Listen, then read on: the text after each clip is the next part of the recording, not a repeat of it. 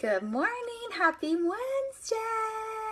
So today what I want to talk about is one of the components. So yesterday I told you guys what I do as a coach, what I do in my other life. And so I wanted to break that down. A big reason why I became a coach is because of how much it's helped me personally be better for myself. So me personally be better with my accountability, my nutrition, and my fitness. It's really made me step up my game. And I was talking to one of my new team members last night about the difference of going from a challenger to a coach is like you're on. It just pushes you and motivates you and makes you just want to be awesome. Not be perfect, because clearly I fail, but it makes you just want to push, and it makes you want to be that example for other people, because the feeling that you get when you know that you have helped impact somebody in one teeny tiny little way is outstanding. There's absolutely nothing like it. It's like you have found something that allows you to put your stamp on this world and to make your mark, and it is amazing. But here's what I want to talk about. I've talked to a lot of people the last couple of weeks about New Year's resolutions and about getting healthy and fit. Of course, it's that time of year. And what I'm getting from people is that really it's a lot of overthinking. So here's my tips. I've been in this business a long time, not just coaching, but health and fitness.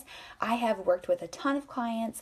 I have tried just about everything that you can try for getting healthy and fit.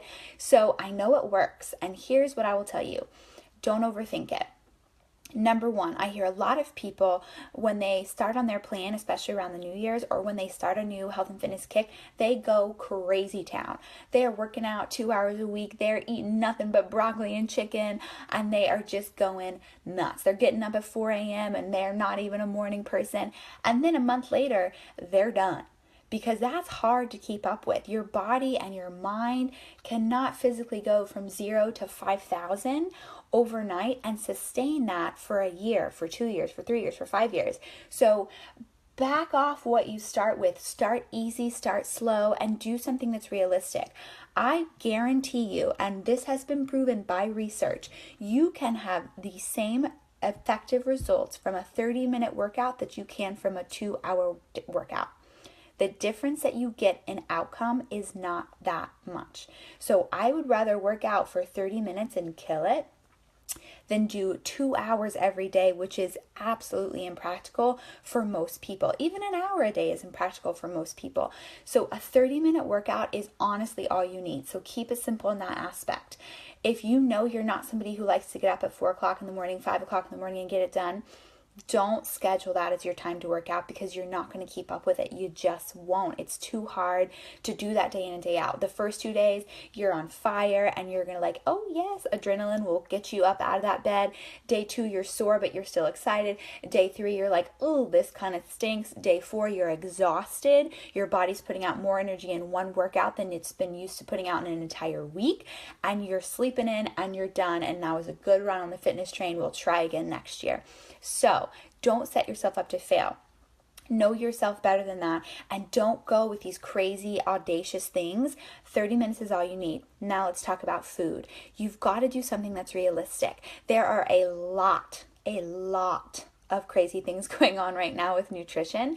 And if you have questions about things, please send them to me and I will definitely talk to you about one-on-one what I think is best for you. But I see a lot of people doing these extreme diets that are meant for people who are in a life or death situation. Like you either go on this crazy irrational thing or you have a heart attack tomorrow. So in those situations, extreme diets are sometimes necessary and sometimes good to do, but 90% of the time, we're just normal people trying to drop 10, 20, 30, 40, 50 pounds. And in that case, you've got to do something that's realistic that you can keep up with for a year, 2 years, 3 years, 4 years. You can turn it into a lifestyle and stop the yo-yo pattern. Because if you go into a diet where you're not eating anything that you're used to eating, you're only eating broccoli and chicken, like I said, you're not going to keep up with it, because that's not realistic and that's not life. You have to figure out a way to do nutrition that is balanced so that you're eating all of your food groups, you're figuring out what works for your body, you're eating the correct number of calories in balance without having to count calories, without having to, plug it in. You can figure out how to eat on a normal, regular basis and how to treat your body to feel good and feel better. So don't overcomplicate food and don't go crazy town. because you won't stick with it. Number 3 advice for not overthinking it and not making it overcomplicated, just start with action. Imperfect action is so much better than no action at all.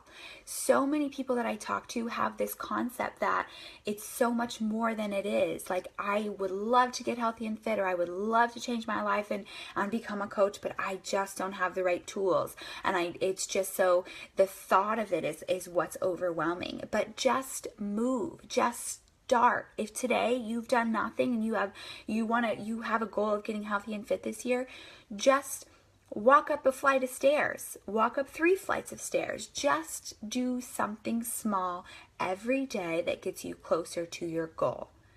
Don't think, well, I don't have time to do a 2-hour workout and I'm not going to eat nothing every day and live on barley sticks, so I'm just not going to do anything at all. False. Just take a tiny step every single day in the right direction. Trade one of your Cokes for a water or a tea. Baby step it down. Just take a tiny little movement forward is way better than doing nothing at all, or going from 0 to 5,000 and not being able to keep up with it. So that's my tidbit for today, my advice for today. I hope that I am helping in some way, or I've helped one person figure out a way to kind of not overthink it. And if you have questions, please reach out to me. Again, like I said, I know it works. I really do. I've done it on myself. I've done it with my challengers. I've done it with past clients. I have tried a million different things. You need 30 minutes a day. You need balanced and realistic nutrition that allows you to eat what you like to eat. And you need to do action every day that moves you closer to your goals, no matter what that might be. So I hope you have an amazing Wednesday. Oh, and I will keep them going, and you can ask me what you want me to talk about.